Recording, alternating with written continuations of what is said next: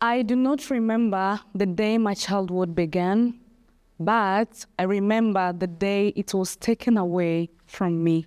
In this world, some children grow up learning for the future. Others grow up learning how to survive. Maybe you've had a moment in life when everything changed, when the path you expected suddenly disappeared. For me, that moment came when I was 5 years old. I was born in the Democratic Republic of Congo. My father was a university professor, my mother a teacher, and together they had built a good life for a family. We had a home, stability, and a sense of security. I was too young to know the word abundance, but I felt it. When I was 5 years old, the world I knew crumbled. I remember one evening hearing people crying, shouting. Confused, I looked up to my mother and asked, "Mama, what is happening?" She held my hand tightly and said, "Things have changed, Rebecca. We must run now." I did not comprehend the meaning of those words, but my life will be shaped by them. In all that chaos, we were separated from my father and crossed into Uganda. At the border, we were registered and sent to Nakivale refugee settlement camp. We became refugees. For a family of 5, we were given 2 plates, 2 cups, a tap, then sent deep into the bush to be given a small piece of land.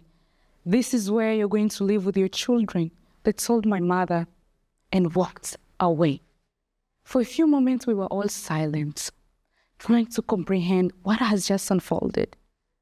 I saw my mother looking up, down, side to side, but there was nothing. No visible people, no sense of security. There was only a bush. We children sat down, close together, clinging to one another, crying and afraid. We were completely alone. That was the moment when liberty disappeared from our lives, but that was also the moment when responsibility ruled our lives. We had no choice but to help Mama tie the tap to sticks to create a shelter. That night, we slept on the ground. I could hear mosquito buzzing, insects beating my skin. I could not sleep, not knowing that this is going to be our home for the next 15 years. Psychologically, we were deeply affected. So my mother, on many occasions, gathered us together.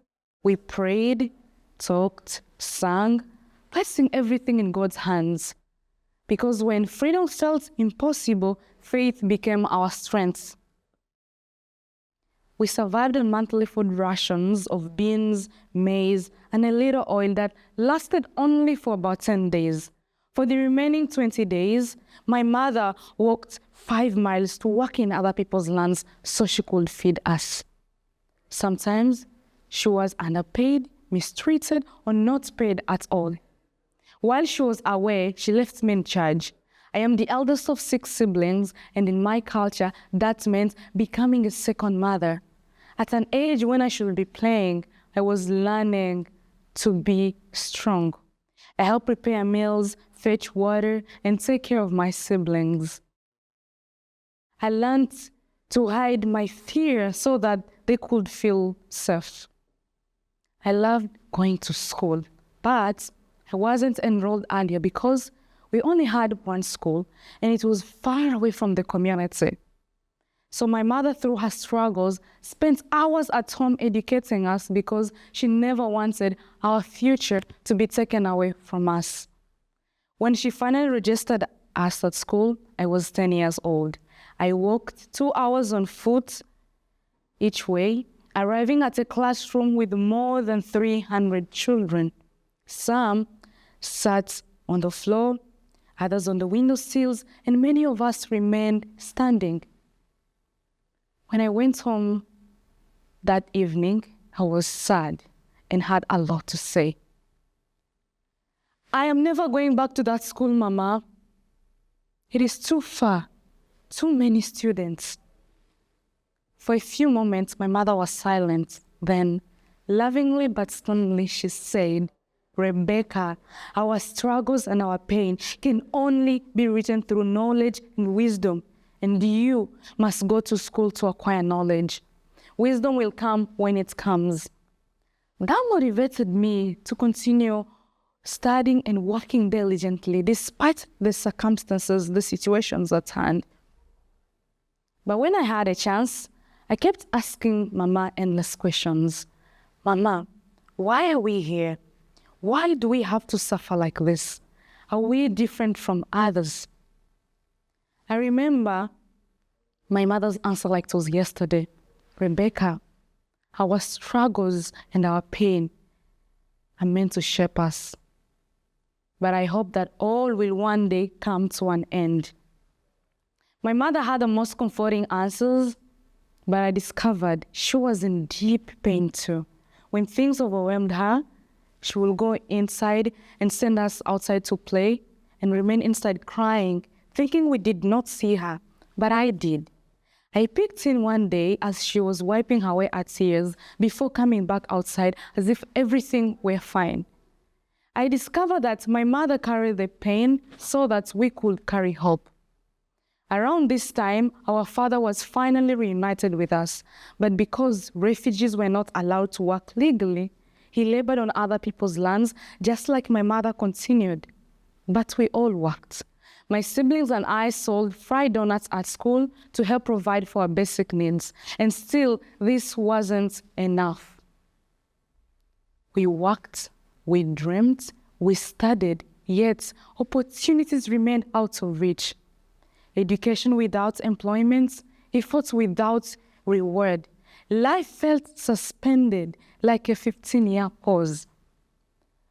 My parents went to the UN officers often, again and again, to explain our situation, but many times they returned home with silence.